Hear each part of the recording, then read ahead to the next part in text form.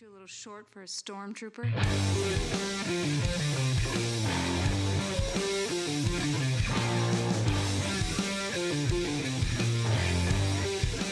What's up, nerds? Welcome to another episode of the Multiverse Report, a very special episode, because tonight we're not recapping the week's nerdy news.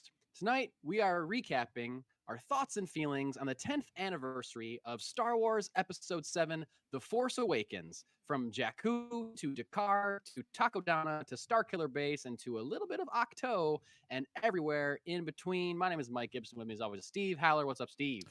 I'm feeling old, Mike. Yeah, because it's came out 10 years ago and it feels like less than like 6 months ago. Yep. Yeah. When I started to think about when Rise of Skywalker came out, I was like, oh, Yeah. oh, wow. Yep. It's been that long. Yeah. Yeah. No, it's that gap now. Actually, we're at the point where it's close to the gap between the prequels and Force Awakens being announced. Prequel was 2005 to 2015, right? That was 10 years. Yeah. So we're from 2018 to next one will be 2016. So it'll be 8 years in between. Rise of Skywalker was in 2019, I think, wasn't it? Was it? I thought it was December 18. I could be wrong. I thought whatever. It was 19. Yeah, we're close. Yeah, 15, 17, 19 makes sense. Yep. Yeah. Either way, that's right. We're here to talk about Star Wars, The Force Awakens. The Force Awakens. And quick shout out. This was not our idea, this episode. No. This idea was our friend of the pod, Matt Beseda, was going to join us tonight. And he ended up having an incredibly busy and tough week and is feeling burnt out and just down for the count. So yeah, and we totally get that. So there was no understand. No aspersions cast at Mr. Beseda. It was like, yeah, dude, go get yourself right. Exactly. And considering that we're not going to have a regular show this weekend because Steve's out of town, and who knows what our schedules are going to be like the following weekend with holiday craziness, we figured we'd jump on one more time, and possibly this might be the last thing we do before the end of the year. Who knows? Who knows? But we shall see. But we figured we'd jump into your ear holes at least one more time before the end of the year. If you catch anything else from us this year, it'll probably be a superlative show like it usually is. So for sure. It'll be our favorites of the year. Yes. Mostly I said that so that I didn't forget to start planning that. Start thinking of those things? Yes. Yeah, I should probably do that too. If we're going to do that. Yeah. Why not? So anyway, 10 years. 10 years ago, is it today? Is today the 18th? Today, the anniversary? The 18th is the 10-year anniversary of it coming out in theaters. Man. Wild. Okay, so if you're listening to this, you probably know, but like in 2012, the Walt Disney Corporation purchased Lucasfilm for some number of $1 billion, $3 billion or something like that. Four. That sounds so incredibly low by today's standard. No, but now that's a God knows how many, because they made that back after, basically after The Force Awakens. Yeah, absolutely. Yeah, Force Awakens is still domestically the highest grossing movie of all time. It's the highest grossing movie in the United States of all time. It beats Avatar, it beats Avengers Endgame. It's wild. And I think people forget that because of the global numbers of those other movies are so much higher. But when it comes to the domestic box office, Force Awakens still rules as far as amount of dollars it has brought in. So I remember hearing, I was at Disney World like a month or two after they bought Lucasfilm. Shortly after they bought Lucasfilm. Yeah.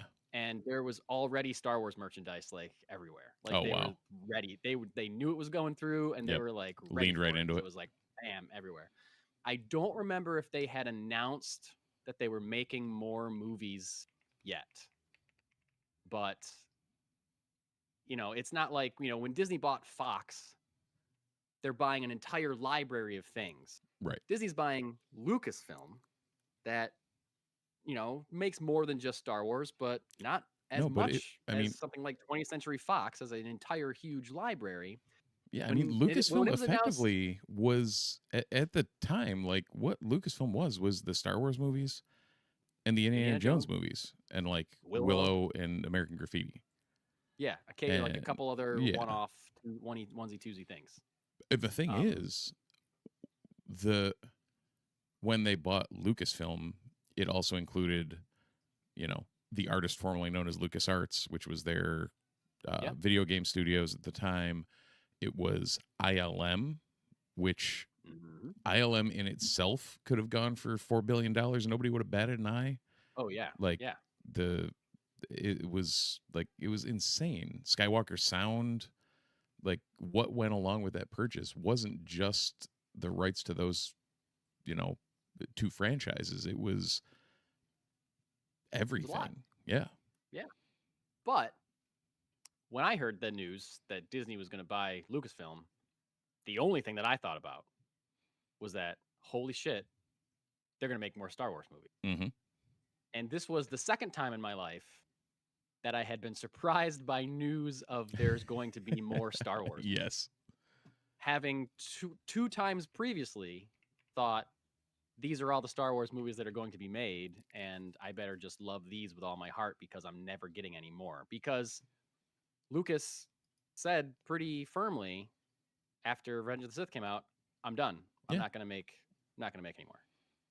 And meanwhile, my little and he didn't. Right. And it's hilarious thinking about, and we haven't even talked about the actual movie that we're going to talk about, but like even thinking about the prequels and when those dropped and the announcement for those, when they said they were making 3 more Star Wars movies, did they originally say the prequels, or like maybe it leaked before that there were things happening and that they were going to make more movies? I want to say when I heard it, I heard that because I had watched episodes 4, 5, and 6 a million times by then. The way I believe I heard it announced is that they were going to make episodes 1, 2, and 3. Oh, okay. That's I remember hearing that in like whole cloth, even though I was, a kid, in middle school or whatever when I heard that. Well, I can distinctly remember when they announced what would be the prequels, me sitting in my aunt and uncle's living room and them asking me about it, knowing I was a Star Wars fan. Yeah. And me extremely confidently telling them that, they made these follow-up like books. I'm sure they're adapting the Thrawn trilogy. And like I was dead nuts, like set on that fact. And then they're like, oh, it's episodes 1, 2, and 3. I'm like, well, I was wrong, but that sounds cool. Right. Yeah. And then I thought they would never make 7, 8, 9. And now I'm pretty sure they're going to end up making 10, 11, 12. Yeah. At some point. Like, and Richard in the chat never thought that Palpatine would return, but somehow here we are. Nobody did. That's the thing. No one thought that. He took the whole galaxy by surprise when he announced himself in Fortnite. Oh God, I forgot about that. Yeah, it's so depressing. Every time it just what world do we live in? It's not the only thing that'll ask me that question, but no. Anyway, so I don't remember if I was at Disney World when I knew that they're going to make more Star Wars, but I do remember reading the announcement that they have announced that they're going to make episodes 7, 8, and 9, because that announcement came along with, we are going to make a new Star Wars movie every year was the initial plan, which they did for the first 5 years. 5 years. And then we haven't seen one since. No. Yeah. Yep. And they made some of my, like, if anyone wants to know everyone wants to know our rankings of Star Wars movies, please go back to last May the 4th. But mine have changed since that I've had some recording. I might have had some shuffling, but like that was like 2 May the 4th ago. Was that 2 May the 4th? What was last year? It was the first one that we did. Oh, it might have been 3 then, because we did Force Users. Huh. What was the other one? We did series. So it Oh was yeah. 3 May the 4th Yep. ago. Yeah. Okay. So Yeah. go back 3 years in our podcast, listen to our Yeah, Star Wars ranking. my timelines and thoughts have definitely changed in 3 years. Yeah. I still stand by the fact that Empire and Rogue One are my 1-2, like, but beyond that, who knows? Hard to have either of those movies anywhere but towards the top. Yeah. Of that list. Yep. I would think. Richard had so, us covered. yeah. He knew what our May the 4th episodes were. Yeah. Nice Thanks, work, Richard. buddy. That's why he's the super fan. He's the super fan Westfall. That's right. So yeah, I remember just being excited out of my mind, not even knowing what they were going to be. Right. And then we start getting announcements of like, oh, the original trio is coming back. Harrison Ford has signed on. Right. Mark Hamill, Carrie Fisher. And I mean, we're going to start. If you're listening to a retrospective on The Force Awakens and you haven't seen The Force Awakens, I'm sorry. We're going to spoil the hell out of it. And we may have some content coming for you in the near future. Maybe not near future, but yeah. Yes. Relatively near future compared to when the idea came out, Mike. Oh, that's for sure. We're already way farther in the weeds than we're ever going to get with that other thing. I feel like 100%. That's going to be more surface level, and that's fine. Anyway, Steve and I are just going to continue vaguely talking about a project that is happening, but not actually saying it for years. I think we've been doing this. Yeah, probably. A lot more lately because it's. But we have a date that things will start. We're greenlit on production, folks. Yeah, for a mystery Star Wars possibly related thing that we've been talking about for years and has been in my head for even longer. I will go so far as to say it is definitively a Star Wars related thing. Yeah, it's definitively a Star Wars related thing. Yeah. Eagle-eared listeners, or maybe Richard Westfall, could probably pinpoint all the times we've mentioned, quote unquote, that other thing without mentioning it. But anyway, the minute, I gotta say, before we dive into the actual movie, the minute that I read that Harrison Ford was returning as Han Solo, first, my heart jumped out of my chest. Mm-hmm. And the second after that, I said, oh, he's going to die. They're going to kill him. Just because of knowing how Harrison Ford thought about his character arc and all that. Correct. Knowing things Harrison Ford had said about Star Wars or his attitude towards the franchise, I thought there's no way he's coming back unless they kill him off. And I was right about that. So on the flip side, when it was announced, I thought there was a chance. And then as soon as he started his press tour, and he was the happiest MFer on this freaking planet, I was like, he's dying. There's no chance. He's definitely dead. And then when that scene started in the movie, as soon as he walked out on that thing, I was like, here it comes. Yep. And my wife turned to me. She goes, you were right. I was like, yep, I was right. Here it comes. It's true. So I wasn't like all of it. All of it. So I wasn't necessarily shocked by that moment. Now I watch that moment and I have a big emotional reaction to it, but I didn't at the time because I was like, yep, here it comes. Here it comes. I was right. I was right. Here it's happening. So I feel like I remember just being excited out of my mind for this movie, and the first trailer knocking me out. Starts on the desert and you see Finn pop up, like, whoa, a stormtrooper without his helmet off and he's black? Holy shit. What is what is this? All of the confusing things. Yep. Yeah. And it was like one of those classic Star Wars trailers where it just shows you a bunch of cool shit and doesn't tell you anything about the movie. Which I love. I love that they do that. Because Star Wars is full of visual storytelling all over the place. From point to any movie, you can see great examples of visual storytelling. And the trailers are no exception. So I remember I watched the trailer about 1,000 times. I remember I went to see it with my wife and my friend Dave Stone. And this was before my wife had seen at least the original trilogy. Yeah. I think she'd probably seen all of them, but like they weren't like in her brain necessarily. So she was like, okay, yeah, I'll go see this new Star Wars movie with you or whatever. But like me and Dave in the car were like, I can't wait to see my childhood hero Luke Skywalker, and I hope this happens, and I hope Right. this Yeah, happens, yeah. and I wonder what this is gonna mean, and all this kind of stuff. We were just like so pumped on the drive to the theater, and then it just knocked me out. And we'll get to that in a second, I guess. But like, what was your experience hearing about it, or like the hype? What do you remember about like that time period for you? No, it was kind of in that same vein of like when it was announced, it was one thing. That was like they're making new Star Wars. This Yeah. is a thing. This is really good. Like Yeah. I can't believe it. I don't just have to read this stuff in a book because I had read Yeah.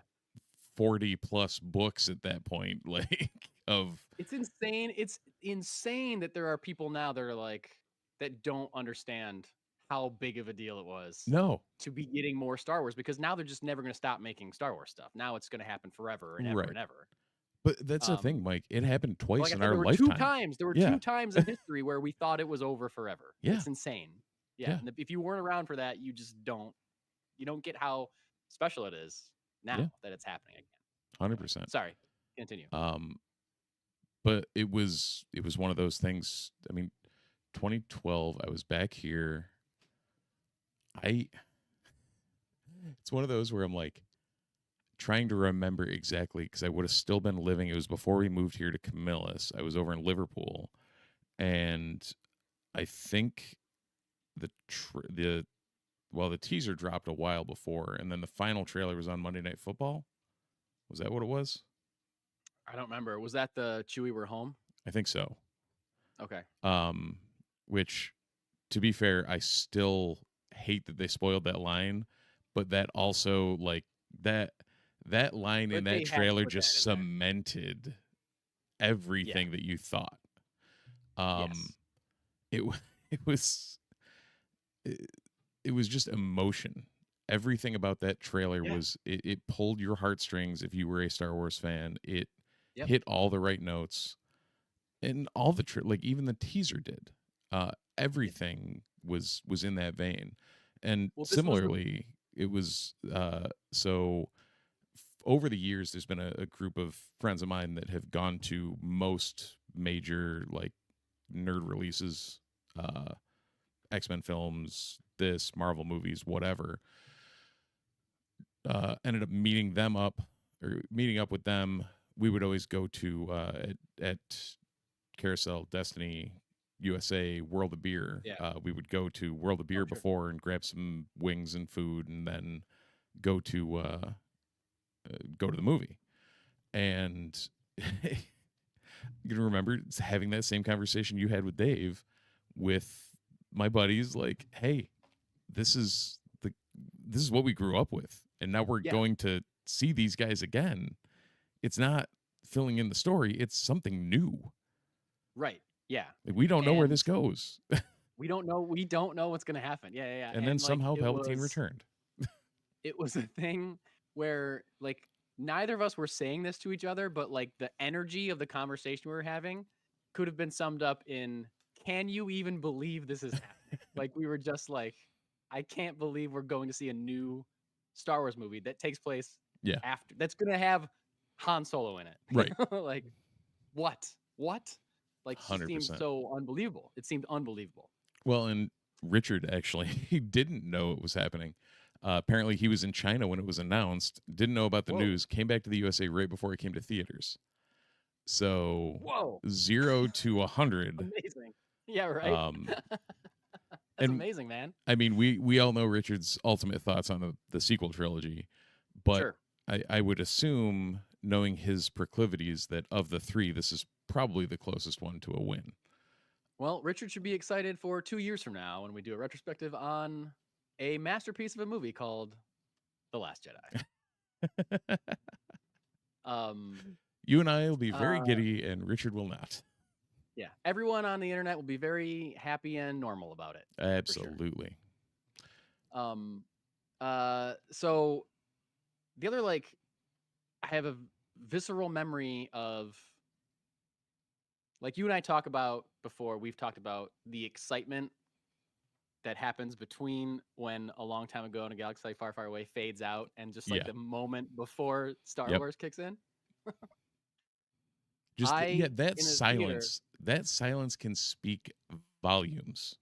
yeah, yeah, and like I would say the height of my anticipation hit when A Long Time Ago in a Galaxy Far, Far Away came up on screen. I was like, and that was just like, that was finally like, this is real. Right. Like this is really happening. It's the it's And then happening when, meme where yeah, right. yeah. And then when Star Wars came up and the fanfare hit, I started crying. I was just like, I can't believe that. Oh my God. Like it's real. It's real. It's this, they're doing it. Yeah. They're doing it like they should do it. It's like, it's episode 7. It's a new thing. I just cried. Yeah. I just cried. There were, for me, there were 3 moments that had me in tears. Yeah. Not like bawling, but just like that emotional welling and just like Same reaction of like the fanfare. Yeah. The Chewie we're home scene. Like when I heard those words and saw that, it was just like reaction. Similar, actually, very similar to the first time you go on Smuggler's Run. And you step into even the main room of the Falcon with the Dejarik table in that. Oh, yeah. Like not even the cockpit. Like you walk through the same tunnel that Han walks through in that scene, and you're just like, holy shit. Like I'm in the Falcon. Yeah, great. Yeah. The best. And then the finale when you see Mark Hamill. Yeah, when you see Luke, yeah. And it's just like, the everything about it. I mean, the masterclass that was bringing back John Williams for it. Oh yeah, yeah. I mean, like they've got the whole gang back together. Yeah, and I mean, I think I'm on record on the pod saying that is my favorite Star Wars score. Recently, you said that like 2 weeks ago. Yeah, I think. Yeah, very recently you said that. It's I don't know. I feel like I love the original trilogy. I actually think he improved some of the things he did for the prequel trilogy. And this is like I was actually spinning it on vinyl the other day. the soundtrack for The Force Awakens. Yeah. I'm not, sometimes I wish I was more of a soundtrack guy. I'm not. I don't listen to scores very much. I do it a lot when I'm working. Like it's great background. You know, yeah, you're right, because there are definitely times when I need instrumental music. I don't know why I don't just throw on a Star Wars score or something. I should do that. The Star Wars scores and the Howard Shore Lord of the Rings scores always just like they're great background. Just do your thing. Like it's familiar enough that you're anchored into it, but there's nothing like drawing you in to that you can stay detached enough to do what you need to do. Yeah.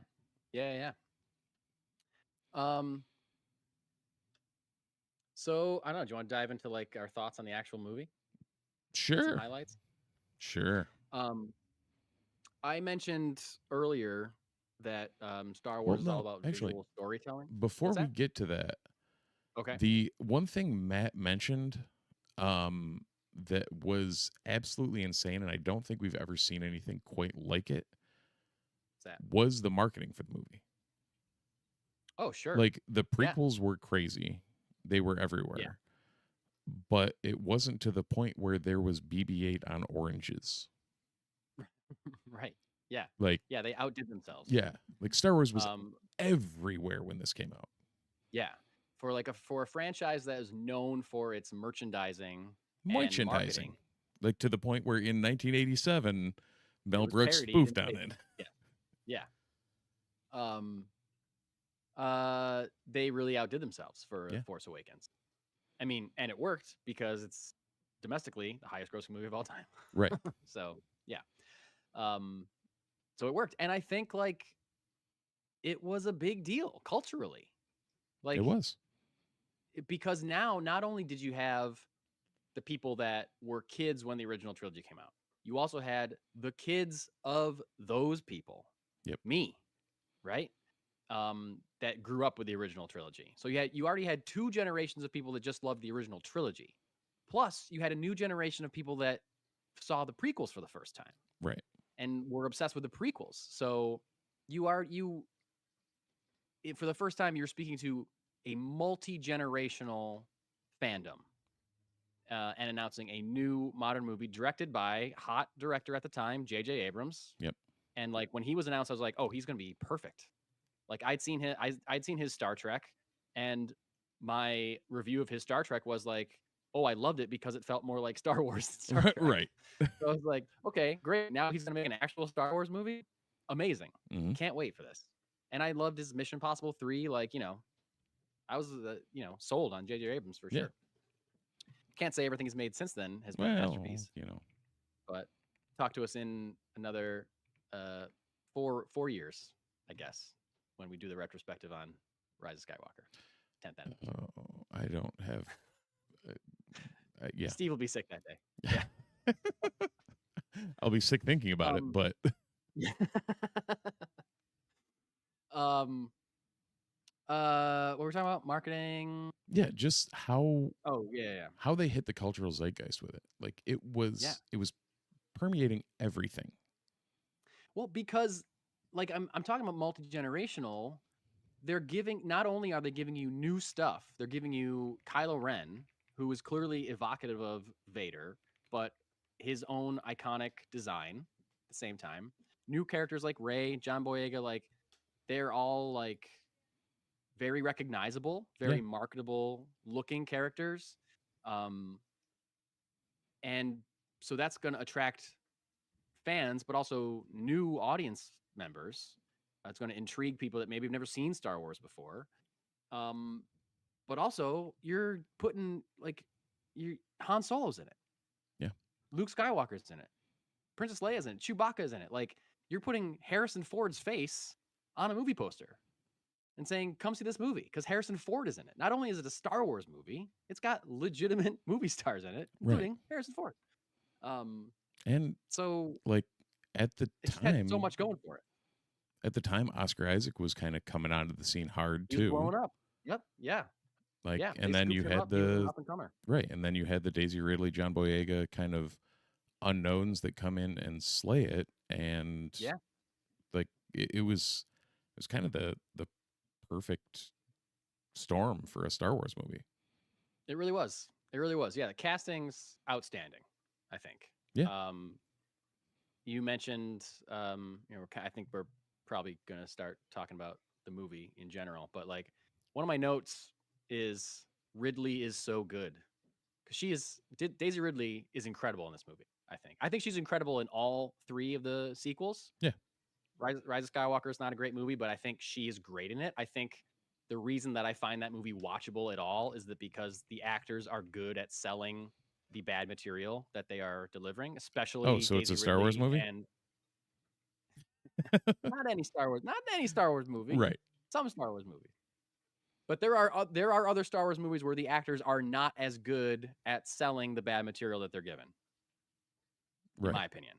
I'm not going to name names, but I think Rise of Skywalker, especially Adam Driver and Daisy Ridley, are selling that shit as best they can. And but she's incredible in this movie. And in a lot of different ways, because she's asked to do quite a bit in this movie. She's asked to emote in a lot of different ways and directions. But I think the moment that I fell in love with Rey as a character is towards the beginning of this movie when she has just met Finn, and Finn has just told BB-8 that he thinks Poe is dead. BB-8 cutely, sadly rolls away. And Rey and Finn are talking, and Finn says that droid's very important. He's carrying a map that leads to Luke Skywalker. And she turns to him, and the look on her face is full of like disbelief / joy. / excitement of just like, Luke Skywalker. I thought he was a myth. And like that line is a huge line because that tells you a lot about the state of the galaxy currently. Mind you, that also makes you realize that everyone in this galaxy has fucking amnesia. Because it was 20 years from the Jedi ruling the galaxy until the original trilogy. And then it was 20 years from the Jedi being purged, or the Death Star being blown up, to now, and everybody's forgotten everything. It's 30 years. It's 30 years from Return of the Jedi to Force Awakens. And it's 20 years from Order 66 to 20-ish years, Order 66 to New Hope. Battle, right? Battle of Yavin. So we're working with 50-ish years. 50 years. And I would argue that well, no, because Luke would have been Luke Skywalker would have been in the original trilogy time period. He wouldn't have been 50 years ago. Well, I know, but let me talk, Steve. Okay. Just let me finish for once. You never let me talk on this podcast. I know. I interrupt you so much, Mike. Funniest thing I've ever said. Accusing you of never letting me talk on this podcast. Luke Skywalker's one Jedi. Yeah. He didn't end up raising a school of people. You know what I mean? Or we didn't know if he did at the time. Well, we know that he didn't because we know that Kylo Ren slaughtered everybody and Luke ran away. We don't find that out until the next one, though, do we? No, they say that in The Force Awakens. Well, I mean, Han says that a student turned on him and slaughtered everybody. Right. He doesn't say that it's Ben. Okay, yeah, know, gotcha. It kind of like is inferred that it is him, and then it's confirmed in Last Jedi. Yeah. But like, so Luke's this one guy. Like, how? And I don't. From what we've seen of Luke post Return of the Jedi, it doesn't seem like he was like a big like public figure. Like he wasn't doing like Jedi speaking tours or whatever. So I think you could. And we know galaxy's huge. The galaxy's huge. This is a big galaxy. It takes hours for them to travel from planet to planet by light speed. It's a big galaxy. So my guess is not everyone in the galaxy had met Luke Skywalker or heard of Luke Skywalker. You know? So I think it's possible that somebody like Rey, who's what, 18 in this movie-ish? Yeah, probably. Right? Grew up hearing a story about Luke Skywalker, but she'd never seen a Jedi. She's never seen Luke Skywalker. She's never seen any proof of a Jedi. I think it makes perfect sense that people on the backwater outer rim planet like Jakku don't know if Jedi were real or not. Because maybe hear a story like, 50 years ago, like Steve, if someone said, did you know that 50 years before you were born, there was people with magic powers and laser swords? You'd be like, what the fuck? No, that doesn't happen. What are you talking about? So that's my excuse for that complaint. Fair enough. I totally understand. Like if you're on Coruscant, there's no way that you don't remember the Jedi. No way. Right. But if you're on Jakku, I think there's an argument that you don't remember the Jedi, that you don't know about the Jedi. Fair enough. I'm just saying. Though I wrote that down in my notes, so I don't have to cover that anymore. You brought it up, came up naturally. Apparently she was born on Hypercarn. I did not know that was a planet. Well, we know she wasn't born on Jakku because her parents are leaving her on Jakku. Correct. They're bringing her there and dropping her there. So we know. I guess it's clear that she wasn't born there. What was the name of the planet? Hypercarn. Hypercarn. Guess so. And of course, we know, as it is laid out perfectly clear in Force Awakens, her parents are a weird clone of the Emperor and Rando. Right? They say that right up front. That's in the crawl in Force Awakens, right? Emperor Palpatine had a clone, and the clone made a baby with somebody else, and this is the character. That's like opening line of the crawl, isn't it? I hate you so much. Also, her father did have a name, please. It was Dathan. Of course it was. Dathan. And her mother was Miramar. Mirror Master? Miramar, like the production company. Yeah. No, they changed their name to Burma, I think. They used to be Burma. Gotcha. Wow. We're off the rails. I love it. That was beautiful. We should do podcasts with no rundown all the time. This is great. I'm loving this. It really is. So I was trying to make a point, and then we got sidetracked by the history thing. And before I go back to make my original point, I'm going to jump back even further to the beginning of this movie. My mind was blown. Like I said, I started crying when the Star Wars came up, but then immediately my mind was blown and my focus shifted by the first line of the crawl being Luke Skywalker has vanished. Yeah. hell of an opening line to a crawl. Oh yeah. I was like, what do you mean he's vanished? Is he Through- not going to be in this? I thought he was going to be in this. What is this? What is happening? Yeah, He's threw vanished. everyone for a loop there. Out of- Especially yes, when Hamill was right out on of the gate. press tour. Yes, like, wait, I know. what? Yeah. Yep. Crazy cool. So cool. Yeah. Cool movie. Obviously, a big complaint about the sequel trilogy. And it's one that I kind of share. I like the sequel trilogy more or less, so I can't be too, into this opinion. But a lot of people think that they made a mistake by not allowing us to see Han, Leia, and Luke together again, and like Chewie, right? Get the big three together. And So I have a thought on that. I understand. What's your thought on And that? I think that thought is strictly, well, no. Oh, Mm. okay. Never mind. I was going to say because of Carrie's death, we don't see that. Because in my brain, we would have seen Han as a Force ghost in some way, shape, or form. Well, we see him as a memory. Right. Which we know makes perfect sense and happens all the time in Star Wars. People have memories that talk to them. We know that they set that up in A New Hope. Totally normal. Everything about that movie's. I'm just gonna keep doing that. Like, there's no.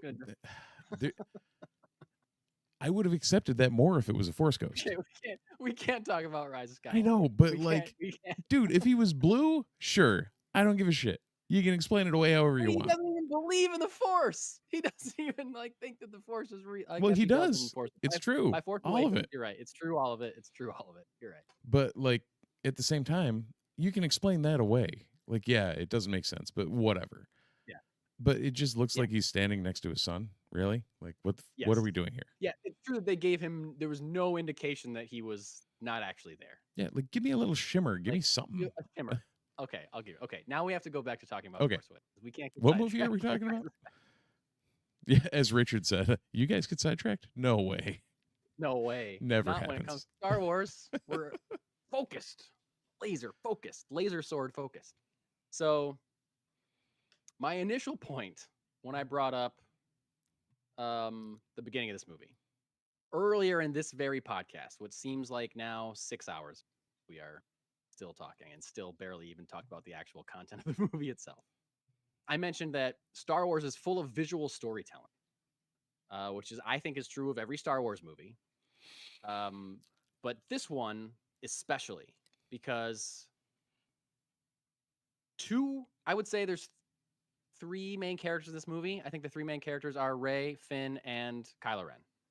I mean, you could argue Kylo Ren is more of an antagonist, but he's in it a lot. He's a big part of it, right? Oh, yeah. All three of them are introduced with masks on their faces, which I think is cool. Rey's got that scavenger thing. Yeah. I don't know. I think it's interesting that they all reveal their masks at some point in the movie. But with the characters of both Finn and Rey, their entire deal. Their motivations. You know as much about who they are as you need to know before they even say a word. And I've heard people say that about Rey before, and on the rewatch I did a night ago to prepare for this podcast.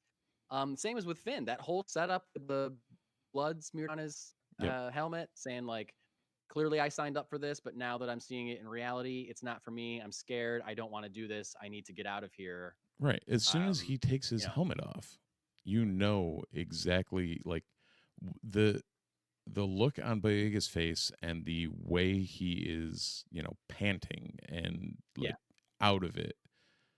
Sweating. You can tell exactly what's going through his head. Yes. Yeah. And you know what? I would argue that you can tell that before he even takes the helmet off. Yeah. Yeah. Because you see he doesn't fire his the way gun. he's even his mannerisms. Yeah. Yeah, he's looking around, he's scared, he's tripping over stuff. That's what I mean. This character's entire thing.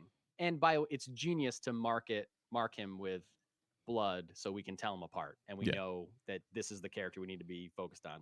That's another really great example of visual storytelling. Yep. And then with Rey, we see her scavenging. We know she's taking parts off of crashed Star Destroyers. She brings them to a thing. We see her cleaning it. While she's cleaning it, she sees the old lady across the way. Yep.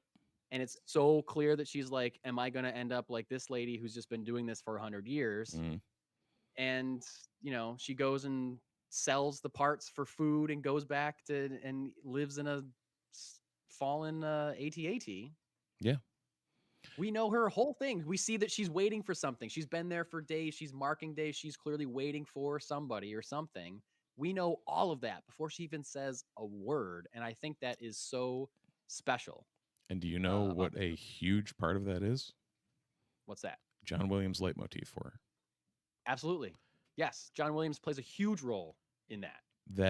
That flute, the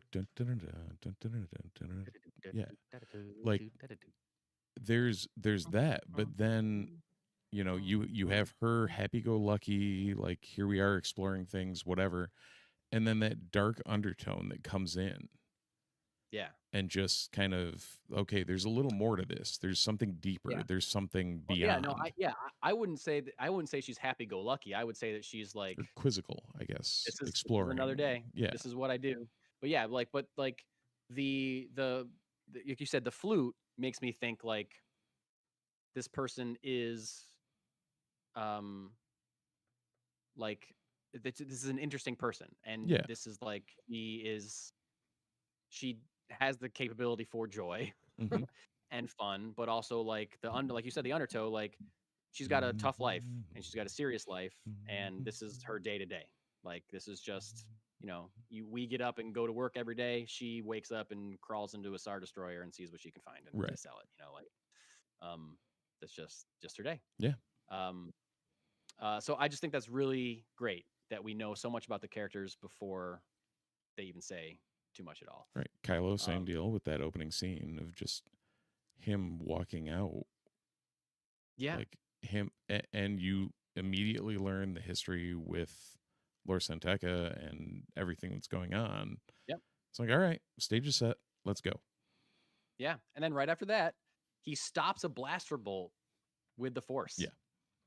Which blew my mind in the theater. And the way that when they're dragging Poe past it, it like and he's looking really at it. Yeah. Like it affects the audio. The audio gets crazy, and it's like lens flaring on the camera. I was just like, whoa. J.J. Abrams used a lens flare? Really? I couldn't believe it. I couldn't believe it. New and novel concept. New and novel thing for him to do. Next thing you're going to tell me Michael Bay is going to have some explosions in his movie. I know, right? Crazy. The next thing that I remember as far as like a big reaction, like the first time I saw it. Yep. And I still love to this day, is the reveal of the Millennium Falcon. Oh yeah. When they're that piece of junk? The garbage. Garbage will do.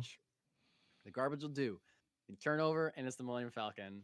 And I think there was a Star Wars Day a few years ago where you and I, or around a Star Wars Day, you and I, a couple of people went to see Force Awakens at the most at an IMAX screen, right? And at the most.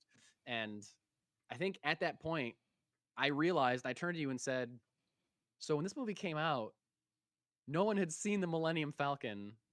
No one had seen a new image of the Millennium Falcon in 25 years. Yeah. Right? Yeah. Or more than that. More than that? Would have been 1983. Since 1983. So it was 2015. Yeah. So yeah, way more than that. So 32 years. 32 years since anyone had seen the Millennium Falcon in a movie. Yeah. And like I still think about that now when I see it. I'm just like, there it is. That's it. And like like you said, the ride. I've been in the Millennium Falcon. I've flown the Millennium Falcon. It still hits. That shot still like hits me like, the garbage will do. I think it's cool that she calls it garbage, but as soon as she hears the words Millennium Falcon, she's like, this is the Millennium Falcon? Like she knows she has heard of the Millennium Falcon. Yep. That's cool. Which also, outer rim planet, bunch of smugglers, etc. Like that makes sense that something like the Falcon would be famous. And you hear, it's made clear through dialogue that she helped Unkar Plutt fix these ships or rehab these ships in some way, and she knows how to fix things. Clearly, she's like taking things apart in Star Destroyers. She knows she understands machines and ships and things like that. Yeah. So yes, among people like that, they'd be like, "Oh, you gotta hear." It's like talking. It's like being a musician and talking about the Beatles or something. You know, Right. it's just like, well, you've heard of Millennium Falcon, right? Like, Yeah. yeah. Did you know that's Millennium Falcon?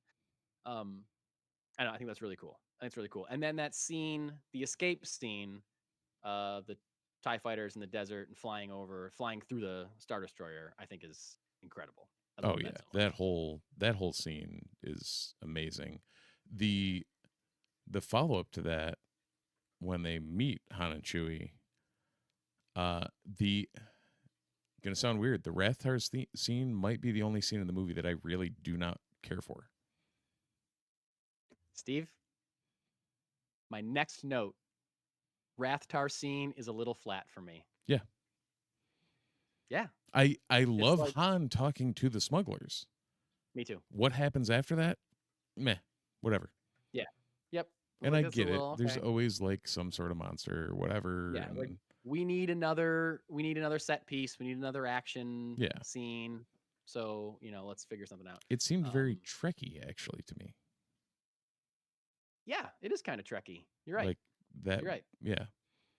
But I feel like I maybe would have liked it better if maybe there was just like one monster on the loose, but the majority of the danger was from these two mobs and Han and Chewie like running around and shooting at each other like a blaster battle, Right. But I don't know. It is something new. We've never seen a Rathtar before. It's a new creature, and like there, it's a the setup where they're in like tight hallways and there's something coming after them. Like we've never really seen that in a movie before, so that's cool. Oh, yeah. But you follow that up with like going from there to Takodana is like, oh, this is a change. Yeah. Yeah. The Takodana stuff and because the Rathtar scene just seems like they're just biding time, giving you something exciting before they move the plot along. And I'm kind of like, let's just move the plot. That's like a scene that's it's not action for sake of the plot. It's like the movie's going to stop for an action scene. Right. It's action for the sake of action, not it's actually moving the movie along. Yes. Exactly. Whereas Takodana moves things significantly along.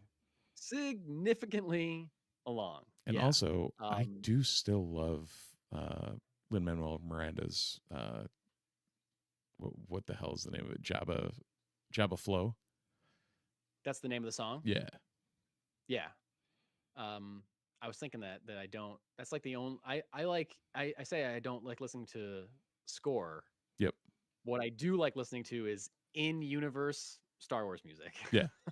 So like, Lofty I don't Neck think I have. and I got to download that one. I don't have Jabba Flow, I think, but I have I have Lofty Neck and like the from the Oga's Cantina. There's like 2 soundtracks. Oh yeah, the ones that Rex plays in the cantina. Yeah. Those are some dope songs. They really are. Like some of those are really good. I was actually I think we talked about it last time or this fall when we went. I was able to just go to the cantina by myself. Yeah. And hang out. And I can distinctly like I was sitting there in between like some patrons around me that kind of left and other people were coming in and whatnot. And I'm just sitting there listening to the music like, yeah, there's some real bangers that are like playing in this cantina. Total bangers. Yeah. Total bang. So we meet Maz Kanata, who is maybe Force sensitive. She's not a Jedi, but like she's definitely like has some kind of Force adjacent or whatever. Yeah. Force adjacent, more like a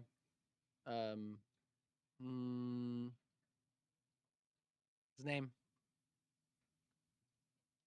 Rogue One. Oh, Chirrut Imwe. Chirrut Imwe. I was not going to get that. I thought I was close, but I was not close. I'm one with the Force. The Force is with me. Exactly. So we meet her. She's cool and wise. She's giving Finn some wisdom. And Chewie some eyes. To run. Yeah. I like that Wookiee. Great. But the big thing here, then the scene where Rey finds a lightsaber and has the Force vision. And like dude, that Force vision, what was your initial reaction to that? Oh, I was out of my mind. I still like that's like a highlight of the movie. Just watching it a night ago, I was like, this is still like just as exciting to me when it's just the best. I love it. So the first time I saw that, I feel like it went into slow motion because I started picking out the voices. Oh, sure. And like Yeah. I can distinctly Yoda's remember there. that the first time I saw it, hearing that and like hearing Obi-Wan and hearing, all the Jedi talking Yoda. and hearing like Ashley Eckstein voicing Ahsoka. Oh, wait. I'm calling you out. You are currently having a positive memory about Rise of Skywalker. You're confusing it with Force Awakens. That happens in Rise of Skywalker, where she hears all the voices. You are positively remembering there's Rise of Skywalker. maybe. There are voices. She hears Vader breathing. She hears Yoda, and she hears Obi-Wan. But it's like she touches the lightsaber, and she's suddenly in the hallway from the Bespin fight in Empire Strikes Back. Then it cuts to like Luke's temple being destroyed. Oh, the yeah, hand on yep. R2. She sees Kylo Ren and the Knights of Ren like standing with the slaughtered bodies of whoever. Right. And then it cuts to Yeah, no, you're right. I am thinking of the voices Yeah, at we the see end that. of yeah, you're right. Yeah. Yep. So I guess somebody does like something about Rise of Skywalker. I have been on record many times saying there are a lot of good pieces to that puzzle, and the puzzle is shit. Did you get any mail from me today, by the way? I don't know. I couldn't tell you. Okay. Sorry. I just thought of something. I sent you something in the mail. Oh. Okay. as if we don't see each other at least once a week. Yeah. You'll get it. All right. Well, maybe you won't. I hope you do. Yeah. So she has that vision. I remember in the theater. Oh yeah, and we see the Knights of Ren and yeah. Yes. Yep. Yeah, it's when she's a little kid. She sees the ship. She's going, "No, come back." Yeah. Come back. Yep. And then it cuts to the future. It ends with her in the snowy forest and Kylo coming at her with a lightsaber, and she wakes up. Obi-Wan's definitely talking in it though, right? Obi-Wan is talking because you hear Vader breathing at first, and you hear Yoda say something, and at the end, you hear Obi-Wan say, "Rey, these are your first steps." Yep. Yeah. And the Rey is actually Alec Guinness. Yeah. Saying, I remember not that. Rey, but like something that ends with Rey, right? Like vowel, and they had Ewan McGregor say, "Yep." Yeah. So cool. I remember because she like hears whispers or something, like the saber's like calling to her or something. Yeah. So she's like following down these stairs, and they take their time with her finding that room, and seeing the chest. Right. Yeah, it's very measured. Slowly, like really taking their time. And I remember the tension being like, what is it gonna be? And like audible gasps in the theater when they showed the lightsaber. Oh my god! Yeah. Like, and I was probably one of those people, like just like, oh my god. But then also like a hush immediately, like a gasp, and then back to silence because we're like locked into this. Yep. For the vision. Yeah, so cool. But that's her refusal of the call. Maz is like, you need to take this lightsaber and don't go back to Jakku. No one's coming. And she says, I don't want it. And she runs away. That's her classic refusal of the call. And then starts a really cool battle at the cantina, right? Yeah. Solid battle. And then said battle, like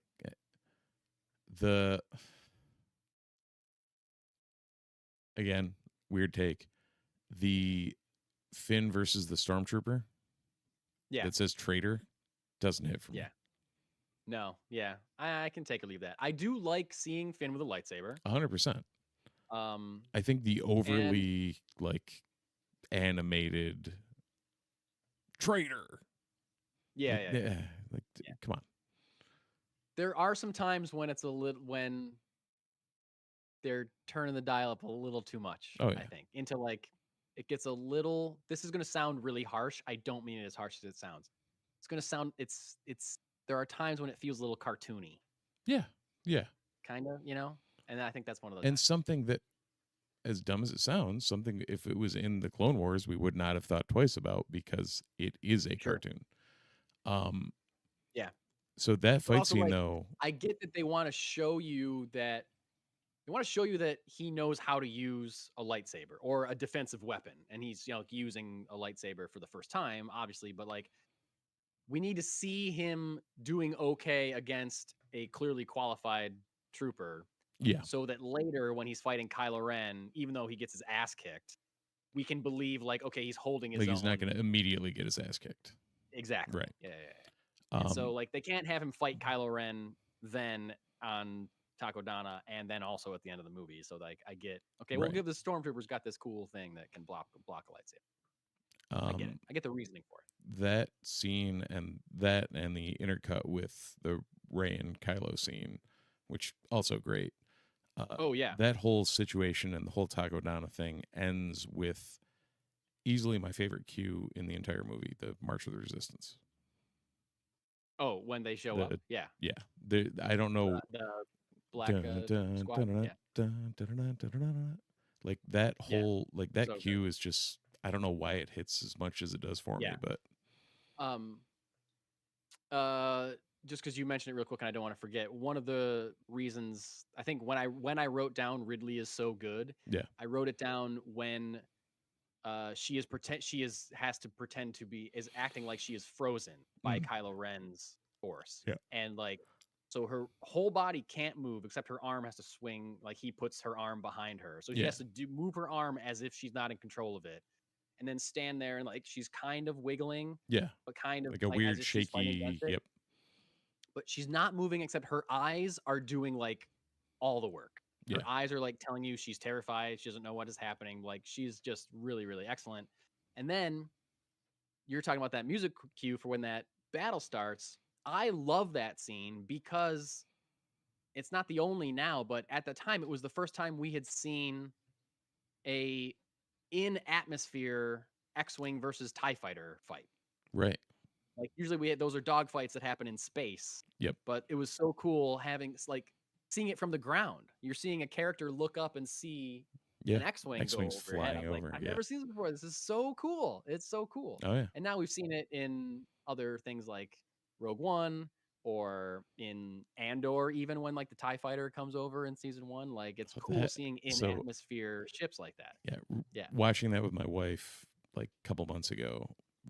That's the first time I had rewatched that episode in a long time. They do such a good job of making that feel so, I know, like, it's so good, hopeless. Yes, yeah. We're terrified of one TIE fighter, right?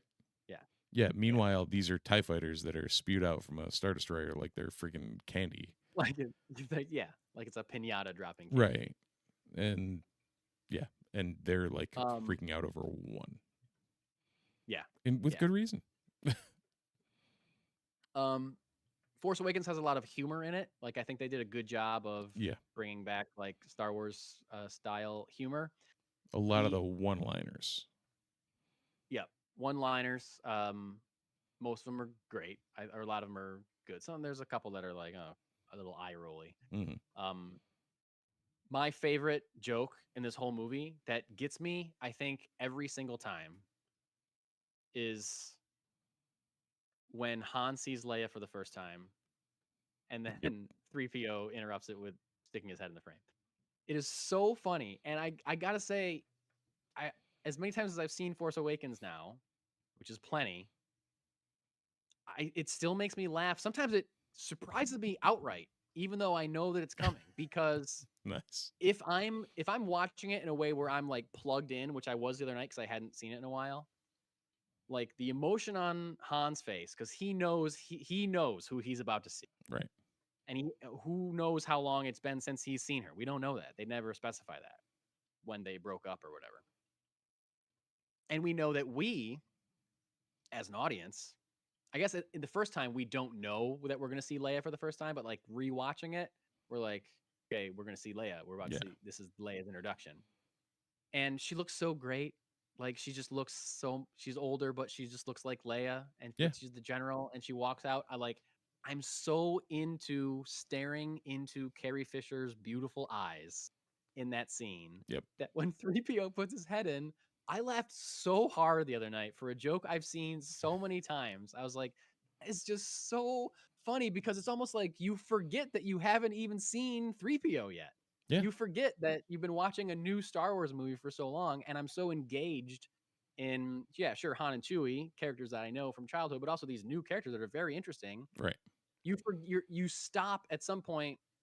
You stop waiting to see Leia. You stop waiting to see 3PO and R2 and Luke because the movie's so good. I think that's probably one of the biggest compliments I can give this movie is that I kind of went into it assuming I'd be like, okay, so when are we going to see Luke? Okay, when are we going to see Leia? And then I didn't think that at all because it was so engaging immediately. I had like forgot that I was waiting for these characters until they showed up. So the surprises were really worked for me the first time I saw it. I remember watching the first time when I watched it that there was a moment towards the end where I was like, wait a minute. We haven't seen Luke. Right. Yeah. Yeah, you forget. Yeah. You forget. Except that they keep saying map to Luke Skywalker. You're like, oh, okay, that's right. Well, Right, not, but like you don't you're like, realize, maybe I'm not going to see Luke. Right, but like it's one of those where the meta in me was like, well, he was on the press tour. Like they wouldn't have brought him on the press tour if we didn't see him. And we're getting pretty late in the movie. Yeah, clock is ticking here. Yeah. Yeah. I do have to say, like, I think there's I guess I was gonna say this for wrap up, but I'll say it now. Like, there's a lot of criticism of this movie. And unlike criticism of The Last Jedi, a lot of the criticism of Force Awakens I think is inarguable and just comes down to whether or not it bothers you or whether you care about it or not. Because stuff like people complain, well, they take all the story beats from A New Hope. Yeah, they kind of do that. They kind of do that. A lot of the plot is convenience. Like, oh, as soon as they fly with Millennium Falcon, Han finds it immediately. Or even to like, oh, as soon as Daisy Ridley knocks Kylo Ren over, you know, the ground opens up so they can't keep fighting, you know, stuff like, okay, there's a lot of convenient stuff. Yeah, there's a lot of convenient storytelling. Have you seen Star Wars? Have you seen Star Wars? And like, oh, they sideline a lot of the major characters that I wanted to see, Leia, R2, and, you know, like Luke or whatever, you know. And well, like, yes, they do that because they're giving us new characters that we also love, you know. So like, it's all like those things are valid complaints, but also it just comes down to whether or not they bother you or not. Like, but you are correct. You are telling us what the movie is doing, but some of us just like that. Some of us don't. You might have seen 3PO earlier if you recognized him, but he has a red arm, so you probably didn't. He has a red arm, exactly. Yeah. You probably didn't notice him until the very end when his arm is back to being gold and he's waving goodbye. Right. A criticism that I have of this movie, and I like this scene because it involves Han Solo and Princess fucking Leia. Sorry, General Leia. General fucking Leia. Sorry, yeah, I should have corrected myself. The scene where they're talking, right before this is great, where they're like talking at the base, and there's a great line about, he's like, I just want to help. And she's like, when has that ever helped anything? And don't say the Death Star. That's a funny line. Yeah. Because it means he's like bragged about that since, you know what I mean? But then they go to have this serious conversation about Ben being their son. Or we don't know Ben at that point. Kylo Ren. They only say our son because they saved that reveal for when he yells Ben, which was another time in the theater where there was like you could tell a ripple through the audience, like, oh, Ben, he's named after Ben Kenobi. Oh my God, that's touching. Which in the EU was Luke's son was named Ben. Oh, interesting. First time that they're like plucking something from the EU, even though they said it's not canon anymore. I think the scene that where they are talking about their son is very exposition-y, and like they're saying things to each other that don't seem natural at all. Like he's like, I know every time you look at me, you think of him. She's like, I don't want to forget about him. It's like, that's not really a line. Like, I feel like they edited it around, like there was like, we got this amount of time and we got to get this information out. So let's like figure out a way it doesn't really work. If you like wrote the conversation out, you'd be like, No one talks like this. Right. But again, I like it because I love seeing Han Solo interact with Leia. Like, that's what I want to see in a Star Wars movie. So I can't say too much about it, but I feel it every time I see this movie. I'm just like, this is a little janky conversation. Yeah. But it's kind of similar to like the conversation that Luke has to have with Leia in Return of the Jedi when he's like, by the way, Vader's my father and also you're my sister and I have to go fight him and I might die. So you're Right. the only hope. Goodbye. Like, that's a lot in a little short amount of time too. But maybe executed a little bit better. It just seems a little choppy for me. But other than that, that's like, and the Rathtar thing being a little flat, I don't have any problems with the rest of this. Yeah. Travis in the chat brought up a good point that it's probably the most human Star Wars film. The way people speak, like the looks they give, the lines, like it's very much the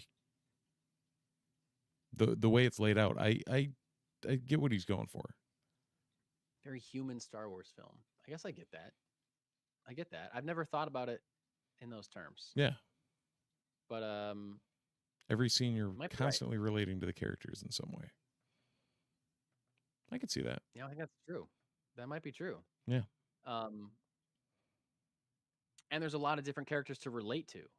And there's a lot of, some of us relate to Han Solo because, you were, 30 when you saw the original Star Wars, and now you're as old as Han Solo, as Harrison Ford, or Right. you're relating to the younger characters, or you're relating to just the world, So like, there's a lot. This was the first, now a lot of people just claim, oh, Star Wars is just nostalgia or whatever. This is where that started, for sure. Because like, Oh yeah. with Lucas clearly not interested in nostalgia for his original trilogy when he made the prequels. Like, no one cared about that less than George Lucas did, and does. But this was the first, like, okay, we got to make people remember what they love about Star Wars, because the prequels were met with negative reviews. I know people don't like to hear that nowadays, but like, that's true. Nobody liked the prequels when they came out, except kids. Which is what they were made for. That's his defense.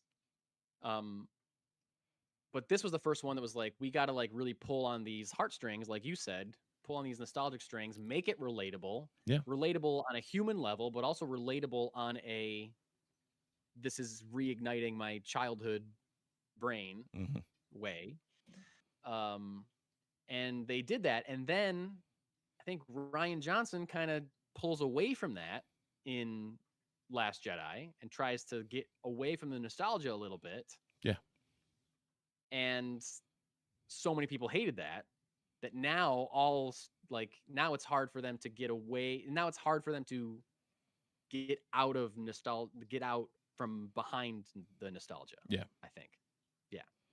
Which is funny because the first thing Disney ever did with Star Wars got out from behind the nostalgia and is one of my favorite pieces of any sort of Star Wars ever. And you're not talking about The Force Awakens, which was not what came out in 2014. Star Wars Rebels, my friend. Oh, Rebels. I forget that started after the acquisition. For some reason, I think that what happened. I always think that like started just from Lucasfilm and then just became acquired by Disney when Disney bought it. But no, it didn't start till after. Wow. Clone Wars was cut off by the acquisition. Right. But then they finished it. They did. Kind of. Yeah. Mostly. Remaster some of those lost episodes, but yeah, that'd be nice. Yeah. But yeah, Rebels, anyone, just a random plug, anyone who's not gone and seen Rebels, go watch that goddamn show because watch that shit. Ugh. It's some of my favorite Star Wars. Yeah. Hands down. Well, and if you want to know where it ranks in our favorite Star Wars, it's 2 years ago, I think. Or was last year the favorite series? It was just last year. Last year. Yeah. 2 years ago was the Force Users. That's what it was. Yeah. What'll it be this year? I don't know. We'll never know until May 4th. Until May 4th. We should probably work on that for the record. I think we do actually know what it's going to be. Do we? But Do I know? Talk about it. So, okay. Might be.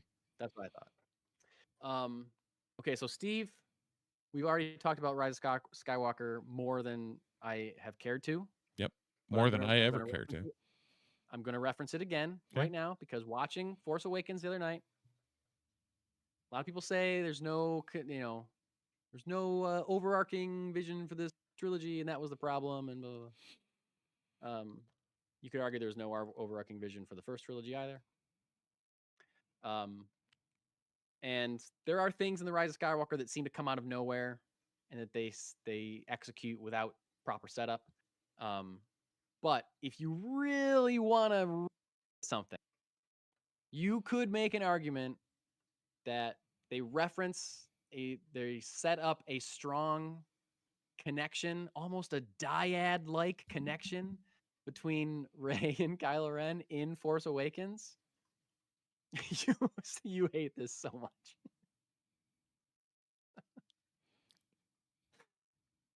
So he's interrogating her, right? Rey has been kidnapped by the First Order. Kylo Ren is interrogating her. And he's reading her mind. And he says, "Don't be afraid. I feel it too." It's kind of vague. What could that be? What do you feel too? A dyad-like connection with this person that you just met for the first time, Kylo Ren? Is that what you're referencing? Maybe. Then it's him reading her mind that activates her Force sensitivity for the first time, saying that maybe she needed him. They needed to be together, almost like a dyad, to, like find their true power. Almost like a dyad or something. Don't you think? For anyone who's not watching the video, I believe Mike is actively dying at the looks I was giving him. I'm just saying, if you watch that scene again, it just screams dyad. Oh, no, it 100% does. It at least screams that there's a connection between the two. You can tell he knew what he was going to do when he didn't even know he was making the third one. Yeah, you can tell. Yeah. Nailed it. Yeah, no. But yeah, between that, I mean, you have Starkiller where you have all the big exposition or the big, explosion scenes. You've got General the action Hux. Scenes. You've got the Hux thing. You've got the another scene that gave me chills, not in the best way, but just the way they filmed it was that Hux scene before they fired the laser, like that. Yeah. Very much like the Leni Riefenstahl, like World War II propaganda, Nazi propaganda thing. Nazi ideology for sure. Yeah. Like, I saw that and I'm like, holy shit! Like they took something right out of those propaganda films. I've heard people criticize that his performance for being like too over the top. I'm like, what are you talking about? Like that's exactly what that was his best performance as Hux was this movie. It's like racist. That's how racists sound when they think they're unbeatable. Yeah. Like that's what it's like. But like, yeah, and then we get there is a little bit of the valid criticism thing. Sometimes in this movie they're like, well, let's take the thing they did before and just make it bigger. Yeah. Like this is the Death Star. This is Starkiller Base. I'm like, okay. Like Death Star could blow up a planet. Starkiller Base can blow up a whole system. I'm like, okay, great. So like that's valid. And that happens pretty quick. That conversation about how did they destroy the thing that they've known was there for a long time, but like Finn just has the right amount of information for them to be confident enough to launch a forward strike. Because he was a janitor. Because he was a janitor. All makes sense. Exactly.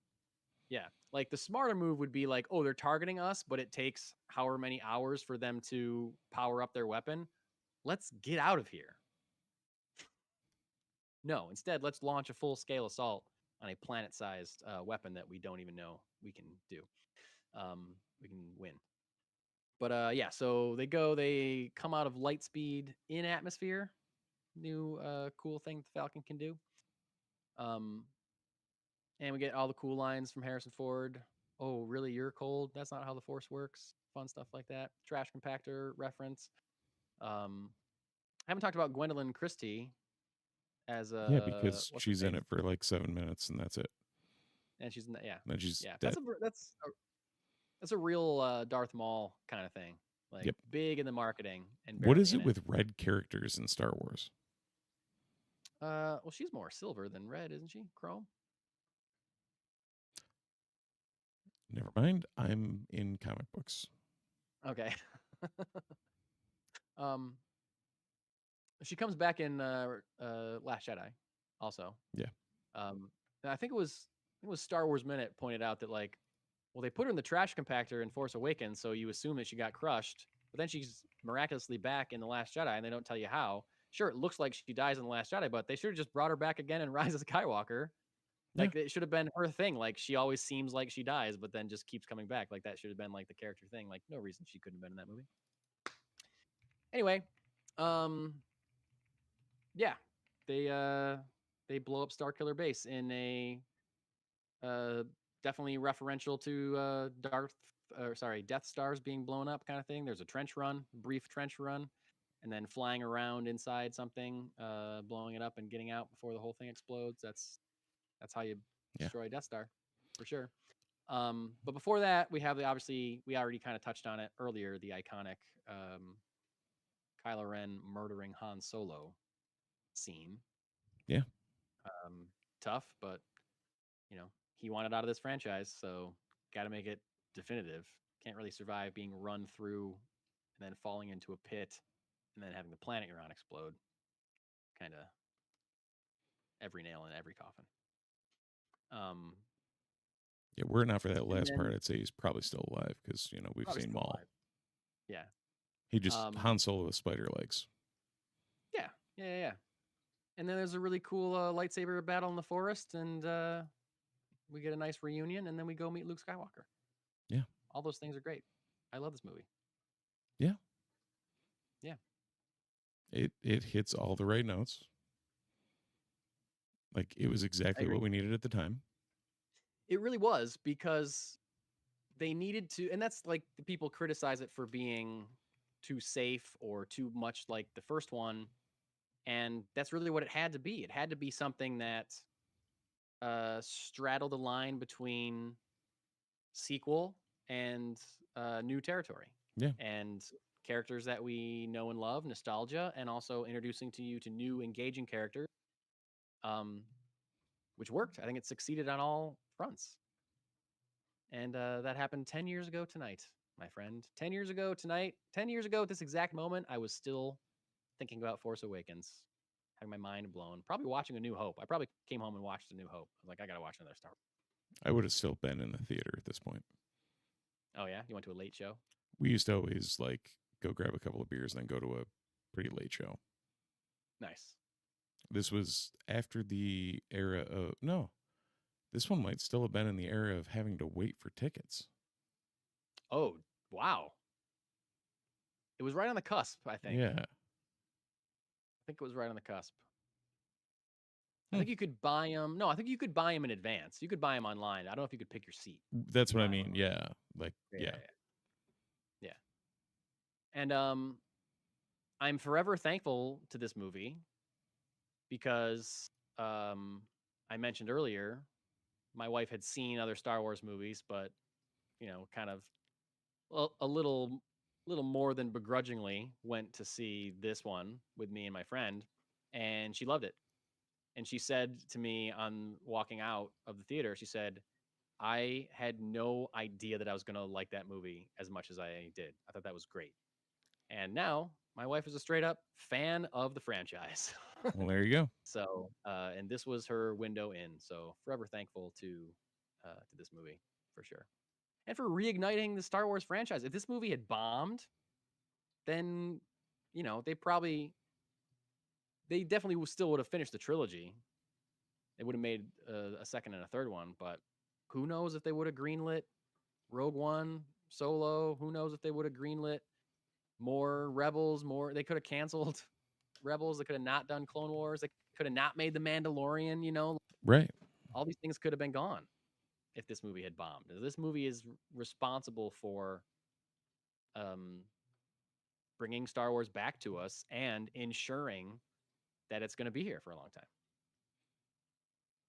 Absolutely. In one way, shape, or form. If not in theaters, then at least on our screen at home.